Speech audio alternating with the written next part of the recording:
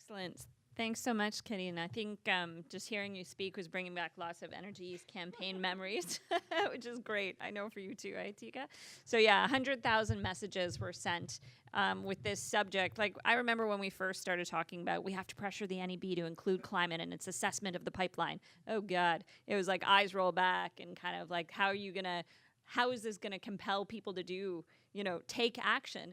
But it was in working with Karine and others who understood it on a policy level and what needed to happen, and then translating that into a simple message. You can't expand the oil sands at a time when the sector is big enough, right? It's just plain common sense that if you build a pipeline, we're gonna get more oil to fill it, right? So sending that message of climate change has to be a factor in whether we decide to build new infrastructure or not. Really simplifying it and then thinking through really creative ways to get that out to people, that worked.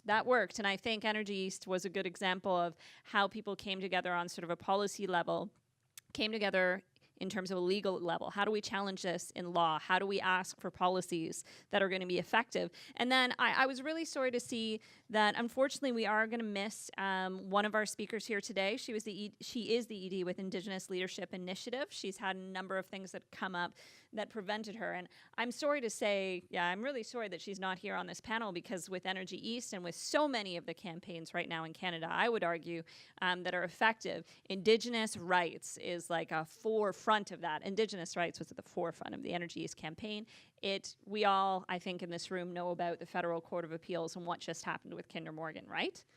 Like, thank goodness, thank goodness for our Indigenous allies who are leading that fight in the courts, right? And that we have this pause to sort of come back together and say, what do we do about a government that wants to spend $4.5 billion and rising on a pipeline, right? They've had a huge role in terms of the legal battle, but also on the ground in terms of inspiring people. Absolutely, that was the case with Energy East. It's a case with Kinder Morgan. It's the case with Keystone XL. It's the case with Line 3. So unfortunately, we don't have her voice here today, but I do want to sort of bring that into the room and remind ourselves of that here today. So I want to introduce our final speaker today, and then we're going to go into a Q&A, and we'll talk a little bit about how we're going to fashion that. I'm also really excited to have Dr. Curtis Lavoie here today to talk to us about climate change impacts on public health. Again, I think when we challenge ourselves to think sort of out of the box in the traditional environment and climate movement, agriculture, I think, is a big one. I also think health is a really important one, too. It's a critical conversation because, again, to me, it comes back to stories and communication and talking about people's lives and the lives of their families is a huge part of that, right? You can talk to a certain audience about needing to reduce your greenhouse gas emissions by a certain level, and that will connect with them, or protecting a certain forest, and that will connect with them. But I would argue for any family, you talk about kids having asthma, that will connect with them, right? That will connect with them. So I think it needs to be a growing part of our movement, this conversation. So I have a lot of the bio here sketched out. He doesn't want a formal bio, but I do want to say he's a pediatric emergency physician here with CHEO, and anybody who is an Ottawa resident and has kids or have had kids, knows that CHEO is like an institution that we all rely on and a really important place for all of our children. Within CHEO, he co-founded the Green Team in 2010. He's the chair of it, and he has a long-time interest in environmental sustainability and healthcare, and he's worked with CAPE in the past and continues to work with CAPE, and maybe you'll talk a little bit about that. So come on up.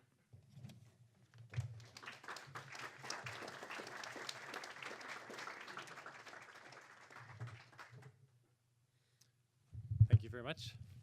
So I'm gonna run through a few things today. I hope it's interesting and as inspiring as our previous two talks, which I found amazing. As you can see from my first slide, I am a little worried about where we are with the health of the planet.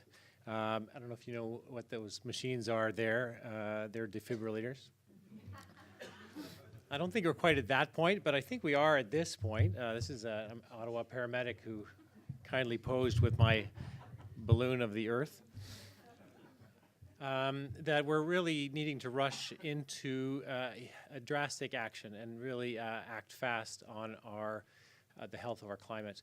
I'm going to talk a little bit about the health impacts of climate change. I want to talk a little bit about mitigation in terms of my activities with making healthcare greener. A little bit about adapting, and I think my concerns about the resiliency of our healthcare system. And then a little bit about what I call Zen and the art of optimism mechanics. So definitely the medical system is recognized, or I should say the physicians at least have been having discussions about climate change and the reality of where we're going. This was published in The Lancet about 10 years ago. I mean, the discussions have been going on for a long time, but we realize that it is a big global health threat. It's also, we're realizing, great health opportunity as well. The impacts of climate change are, this is a complex slide here, I'll expand one of them, are quite diverse. As you can imagine, as you've heard, probably vector-borne illnesses like Lyme disease and West Nile virus and stuff, and malaria. A lot of diseases are spreading. We've certainly seen, I see myself Lyme disease on a regular basis now in the emergency department, where 10, 20 years ago when I started, we didn't even have to learn about it in medical school because it was so remote. We're starting to see more occupational health problems with heat exhaustion. I've certainly seen many a roofer over the years, thank you, coming in with heat exhaustion, which it's not just about getting too hot, it's really burning out of the body and wrecking, really destabilizing the brain for days it takes to recover from that, and it can be deadly. We're starting to see more food and waterborne illnesses, air quality problems. We mentioned asthma. There's a link definitely between climate change and asthma, childhood asthma, that we're seeing at high rates in the emergency department. And we're seeing also extreme weather events, and obviously we all just lived through an interesting week in Ottawa with these hurricanes, and the amount of destruction looking like bombs have been dropped on some of the houses and infrastructure. We're really living through a lot of changes here in the nation's capital, which hopefully is sending some signals to our leaders, including floods last year, significant fires. I'm from Alberta. I went to visit my family this year, and it was quite, I don't know if any of you were out west this summer, but it was very shocking, kind of scary to see, even in Alberta, the smoke and haze, sort of apocalyptic.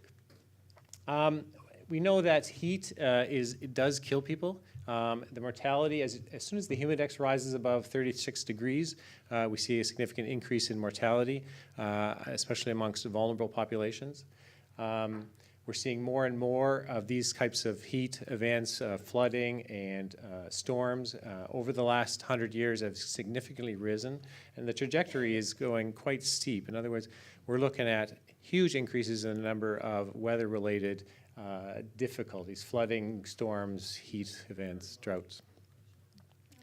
We were talking about agriculture. We know that food production is a big, highly dependent on our stable climate. We've been very lucky over the last several thousand years to develop a very robust agricultural system, but with every climate event, there's a decrease in production of food.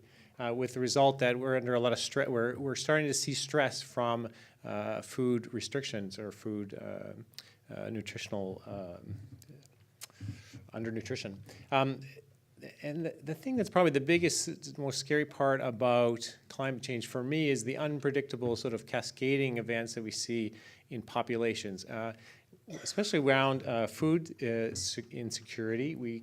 There are some studies now that show that where we have food insecurity, we also have increasing social upheaval and armed conflict. This is a study from Sudan. A troubling correlation for me is actually Syria, where the Syrian conflict in 2011 started after a 5-year period of severe drought where there was actually food riots. And I remember the food riots, and I remember thinking, food riot, it's something we could never hardly imagine in Canada. But so when we're talking about health impacts of climate change, there's a lot of theory that goes into estimating what we're going to be facing, but it's very difficult to know exactly what we're going to experience. And there's sort of a precipice or a tipping point that seems to be approaching whereby in many regions it could descend into a fairly radical, if not chaotic, experience. Now, this is the Children's Hospital of Eastern Ontario. This is where I've been working for almost 20 years in the emergency department. We have a very good healthcare system. I have to say, can I just make a plug for our single-payer system? It's amazing, and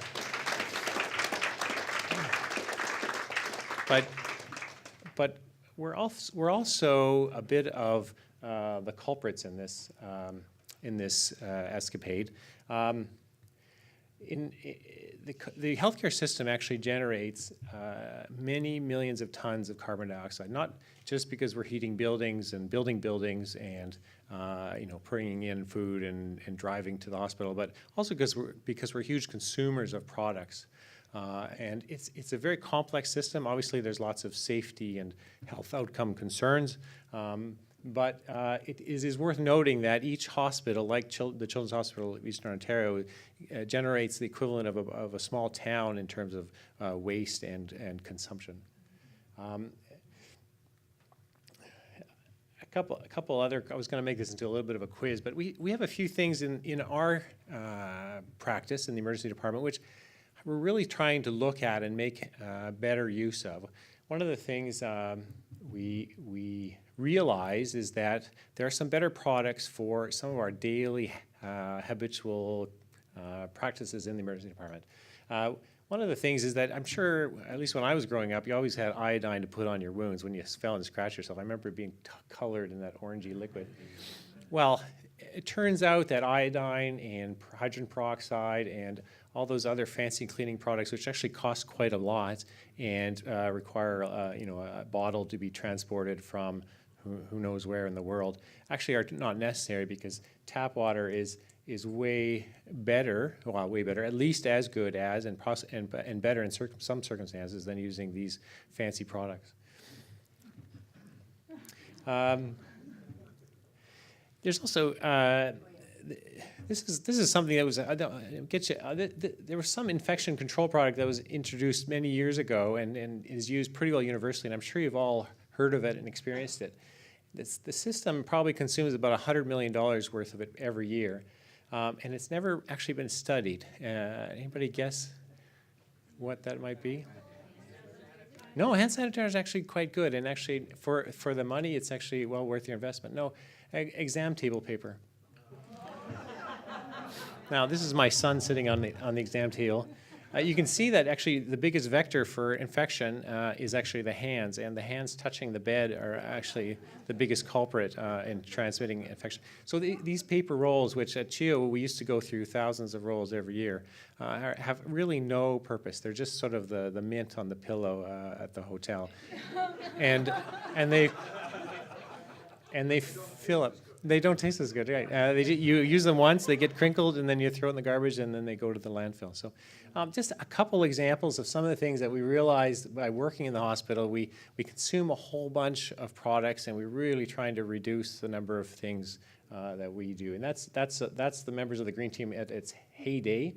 And there are a lot of other organizations that are involved in reducing the healthcare impact on climate.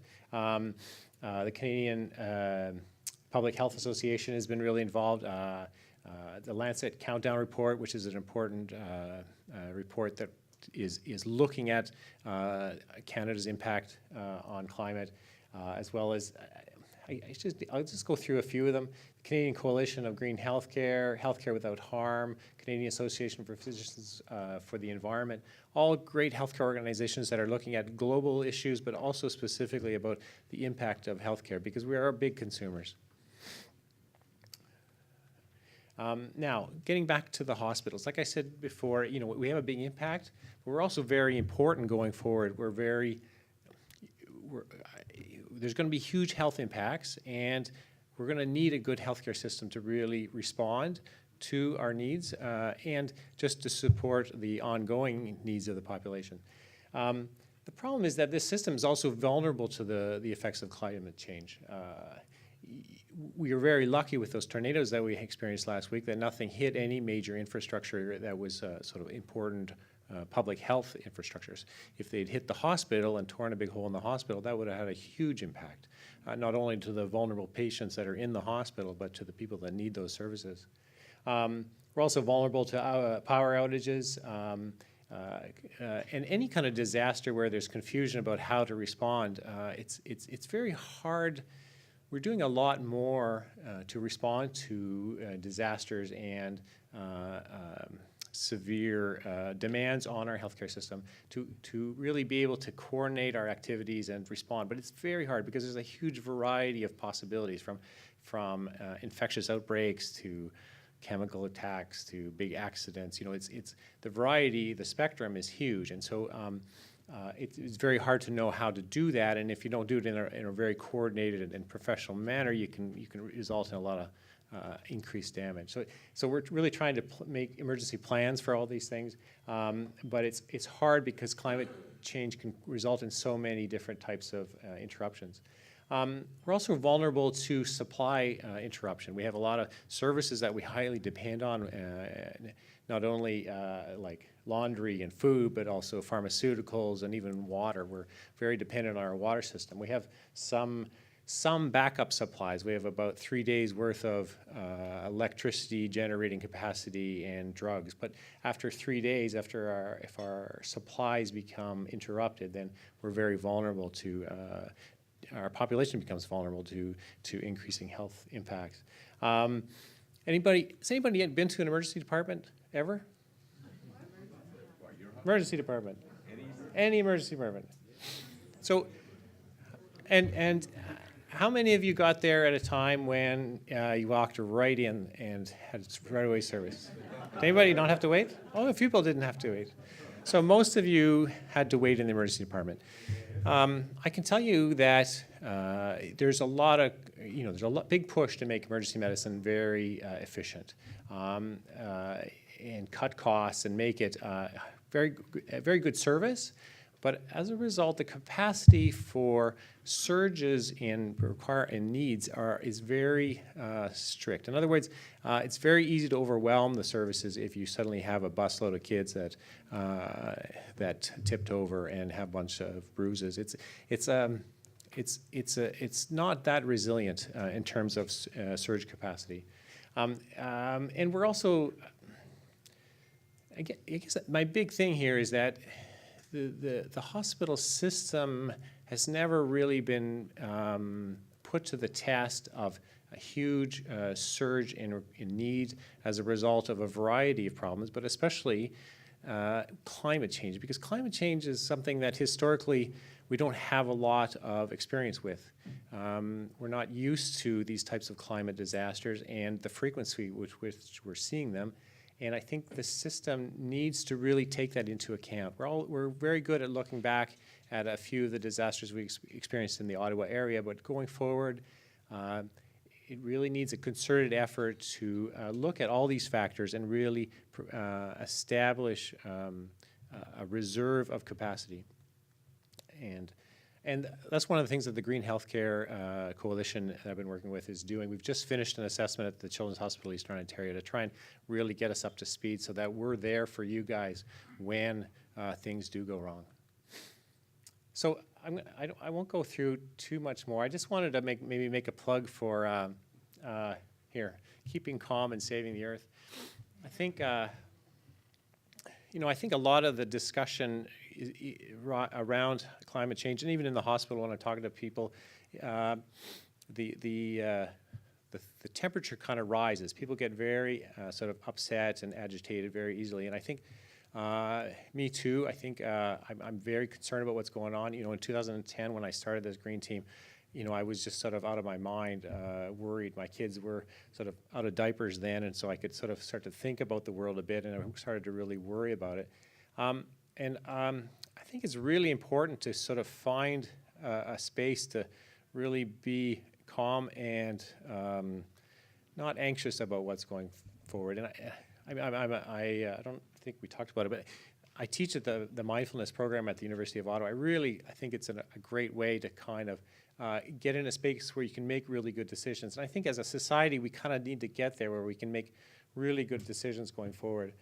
I also think it allows us to be better listeners. There's actually studies that mindfulness really works for doctors to make them into better doctors, more empathetic and better listeners. But I really found that in the hospital, one of the best things that's helped me make progress on the projects that I've put forward is to really listen to people and to really find those people that are the most vehement about, the myths of climate change or just have the biggest sort of impulse to fight back against change and really just hear them out. And one of the best things I've learned is that just by hearing people, it's really the best way to influence them, not by telling them or working, pushing buttons or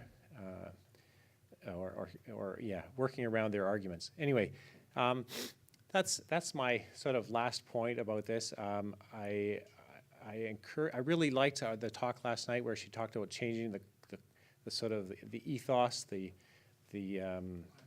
mindset of the population of our society. I think the only way to do that really is through love and listening. And I can tell you that in the healthcare system, we're really trying to make a difference. It's incremental, but I think if we all work in our own backyard, I think we'll get there. Thank you very much.